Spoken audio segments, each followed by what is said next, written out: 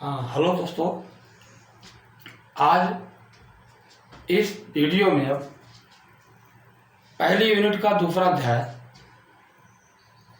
बताना है, जिसमें विद्युत विभव एवं विद्युत धारिता टॉपिक है। इस विद्युत विभव एवं धारिता के अंतर्गत पहला टॉपिक है विद्युत विभव की अवधारणा। इस टॉपिक पर आप लोगों से मैं चर्चा करूंगा, समझेंगे।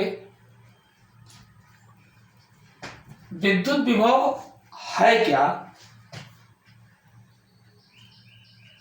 इससे पहले हमको यह जानना आवश्यक हो जाता है कि जिस प्रकार दो बर्तन,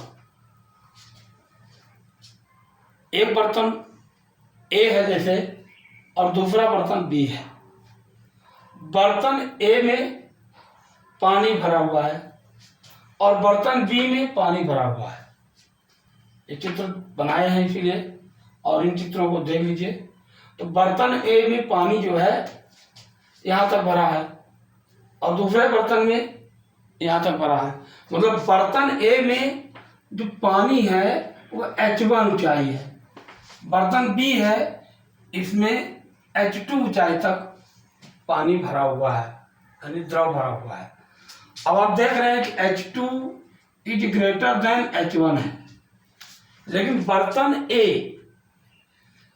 का जो क्षेत्र है या आयतन आप कह सकते हैं अधिक है, लेकिन बर्तन बी का जो क्षेत्र है कम दिख रहा है।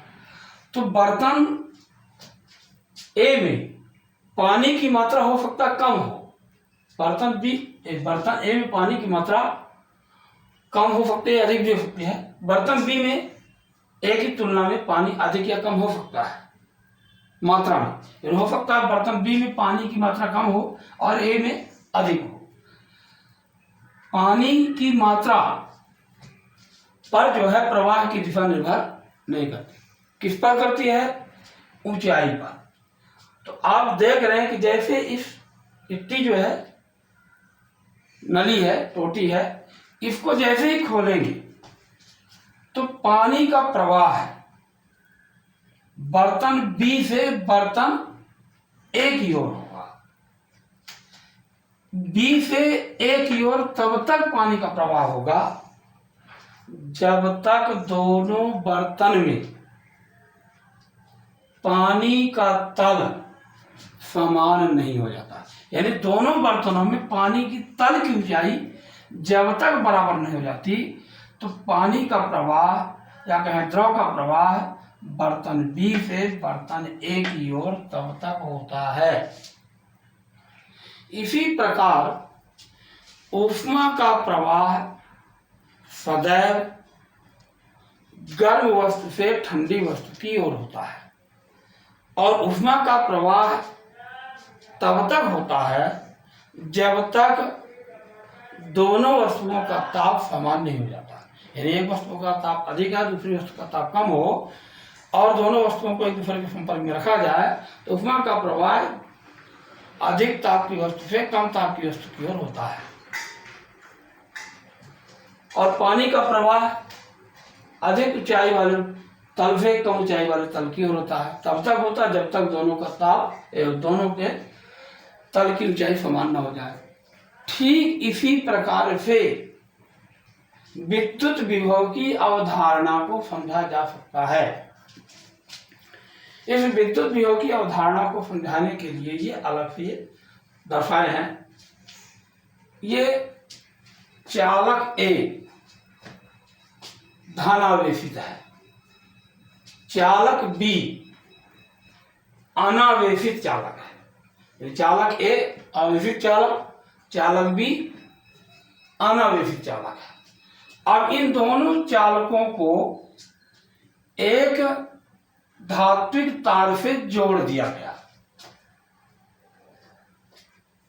तो धनावेशित चालक में इलेक्ट्रॉन की कमी रहती है और अनावेशित चालक में इलेक्ट्रॉन और धनायन दोनों बराबर है, तभी तो ये अनावेशित है और इसमें इलेक्ट्रॉन की कमी है।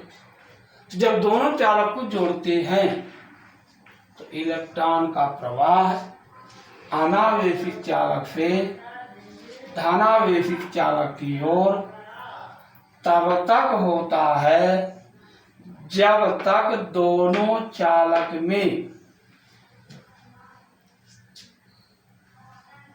आवेश की मात्रा यानी इलेक्ट्रॉन की मात्रा समान नहीं हो जाती। यानी चालक ए में इलेक्ट्रॉन और चालक बी में इलेक्ट्रॉन जब तक बराबर नहीं हो जाते तब तक अनावेशित चालक से आवेशित चालक की ओर इलेक्ट्रॉन का प्रवाह होता है। इसी का दूसरा उदाहरण दिया है। यह ऋणावेशित चालक ए है, अनावेशित चालक बी है। ऋणावेशित चालक में इलेक्ट्रॉन की अधिकता है, अनावेशित चालक बी में इलेक्ट्रॉन और धनात्मक दोनों बराबर हैं, तभी तो ये अनावेशित है। जब दोनों इन चालकों को धात्विक तार से जोड़ दिया जाता है तो इलेक्ट्रॉन का प्रवाह ऋणावेशित चालक से अनावेशित चालक बी की ओर होता है। इलेक्ट्रॉन का प्रवाह ऋणावेशित चालक से अनावेशित चालक की ओर तब तक होता है जब तक दोनों चालकों में इलेक्ट्रॉन की मात्रा समान नहीं हो जाती। तीसरा उदाहरण यह है, अब आवेशित चालक एक धनावेशित चालक ए और ऋणावेशित चालक बी, इन दोनों को साथ में एक दूसरे के साथ जोड़ दिया गया।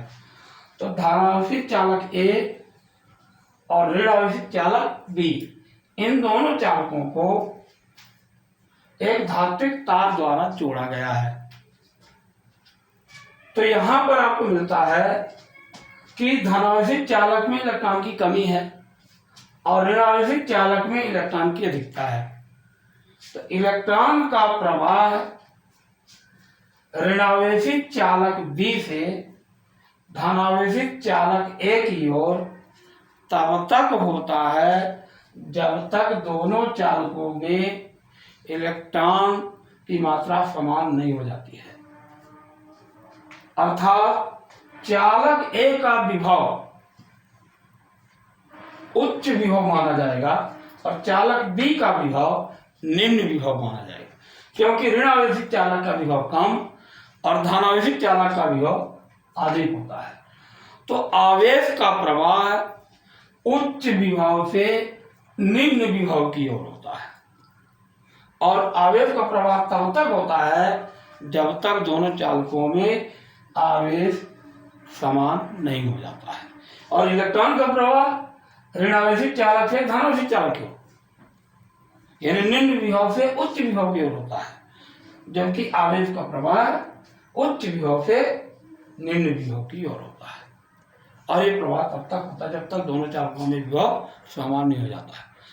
अतः विद्युत विभव वह विद्युतीय अवस्था है जो एक चालक को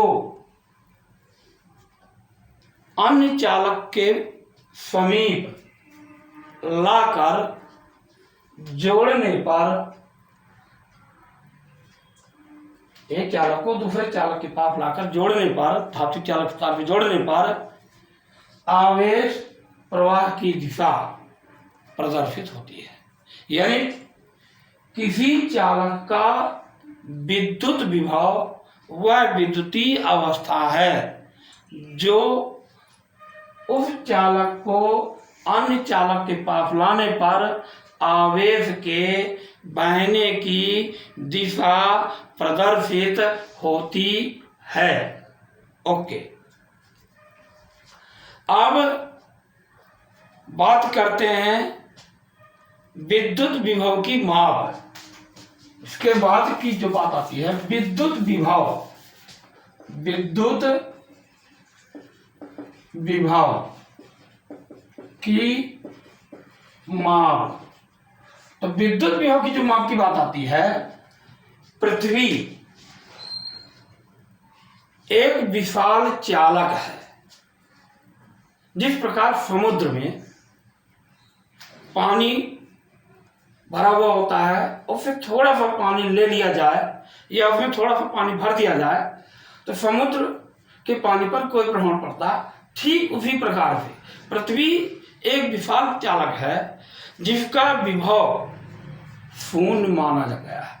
यानी पृथ्वी के विभव को शून्य मान करके पृथ्वी को आवेश देने या उससे आवेश लेने से उसके विभव में कोई अंतर नहीं होता है। यानी पृथ्वी के विभव को शून्य मानकर यदि जिस पदार्थ या जिस वस्तु का विभव पृथ्वी के विभव से अधिक होता है वह वस्तु का विभव धनात्मक विभव कहलाता है, और जिस वस्तु का विभव पृथ्वी के विभव से कम होता है उस वस्तु का विभव ऋणात्मक विभव कहलाता है। यानी कहने का अभिप्राय ये होगा कि पृथ्वी के विभव को शून्य माना गया है और पृथ्वी एक विशाल चालक की भांति है। तो पृथ्वी के विभव से जिस वस्तु का विभव अधिक है उसे उस वस्तु का धनात्मक विभव, और जिस वस्तु का विभव पृथ्वी के विभव से कम होता है उसे उस वस्तु का विभव जो है ऋणात्मक रूप में माना जाता है। ओके।